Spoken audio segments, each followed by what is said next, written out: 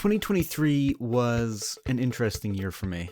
I want to provide a recap of what happened and share my thoughts, particularly as pertains to game development and YouTube. The first half of the year, I was in university doing computer science. It was a mixed time for me. Parts of it were really fun, and through it I got to meet some really cool people, but it was also very intensive, tiring, stressful, and on top of that, the bulk of what we were learning didn't really align with my personal learning goals, and as such, I ended up leaving. However, I did manage to work on a couple projects and even complete a game during my time there. And it's one of my favorite games, not because it's particularly fun, interesting, or polished, but because of what it represents to me. That despite a massive workload and very little sleep, I was still capable of finding the time to do what's important to me. The game is also adorned with a lot of little things that I appreciate. Floating islands, bright blue sky, wind, wooden house, swing, and a faceless character in a hat. Expect to see all of that again someday.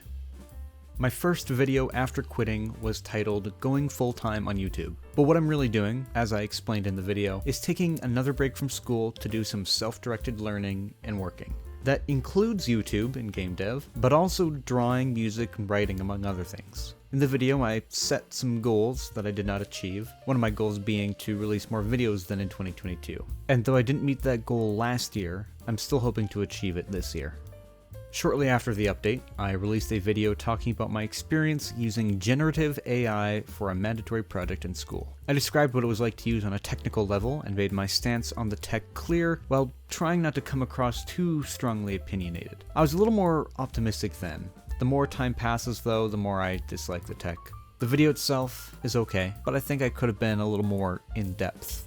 In mid-September, my 100 hours of Godot video started getting a lot more attention thanks to some unpopular policy changes that Unity made. The feedback on the video has been pretty good for the most part, even well over a year after its release. Though I often find myself ignoring a lot of comments, especially regarding technical stuff or what I think someone should choose as a game engine and so on and so forth.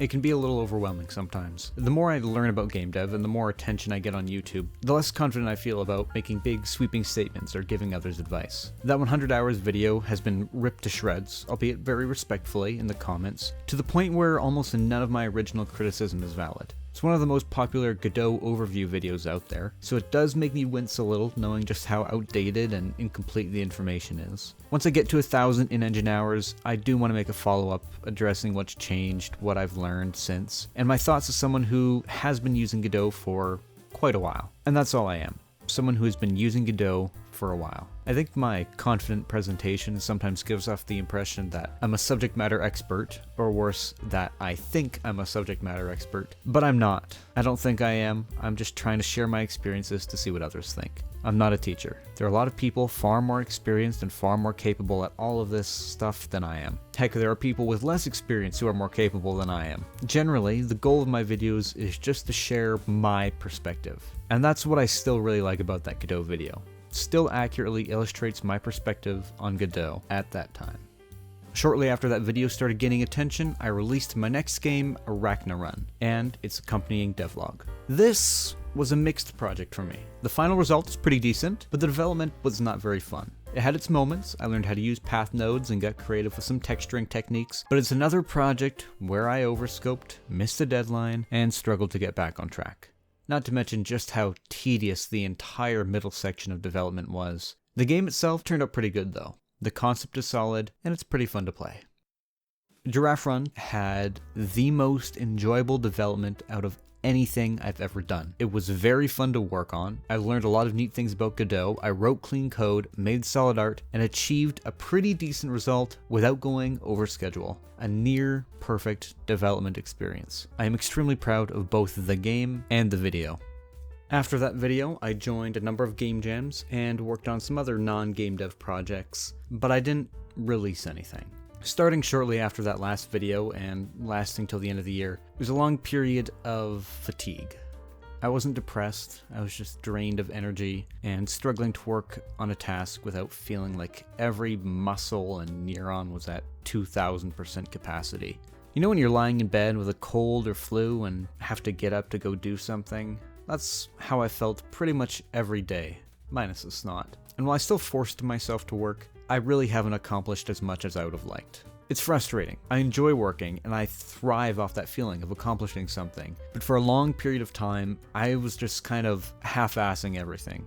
And let me tell you, when you have all the time in the world and you're still struggling to get things done, man, do you feel like a waste of breath. It also doesn't help when I hear about other devs working 18 hours a day for months on end without ever burning out. I don't think periods of low productivity are a unique experience, but when you can't blame work, school, or money, you start to go pretty hard on the one thing that you can blame. And believe it or not, it doesn't help. I still have my own issues that I'm working to resolve, but for the time being, I'm back on track. I've been feeling way more energetic the last few weeks, getting a lot more done, working longer hours, but for those curious, that is the main reason I haven't uploaded since mid-October. And the other reasons are, A, when I have been working, it's often been on other stuff. Music production, drawing, you know the deal. And B, well, I need to tell you the backstory. One of my concerns when I started focusing on this channel back in 2021 was that I would eventually become too selective about the kind of videos I wanted to release, either because I'd get too locked into my little YouTube niche, or because I would start raising the quality bar for my videos each time until I rarely ever uploaded because it required way too much effort to be worthy.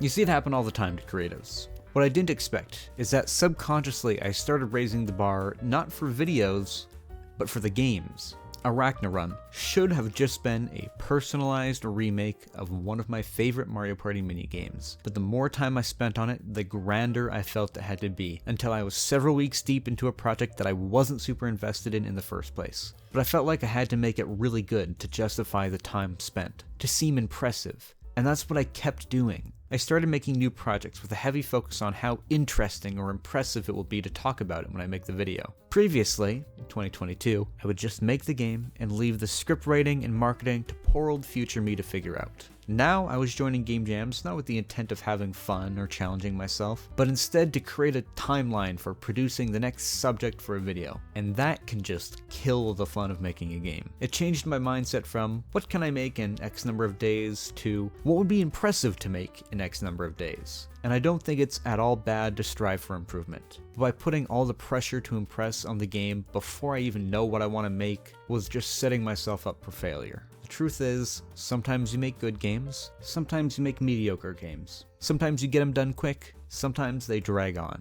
One of my goals for this year is to get back to being comfortable just making things for fun and sharing them without trying to one-up myself every single time.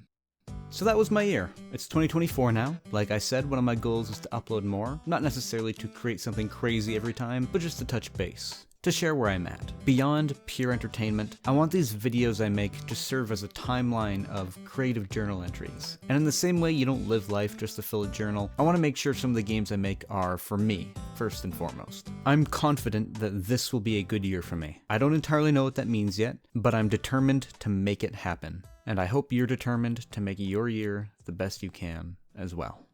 Ciao for now.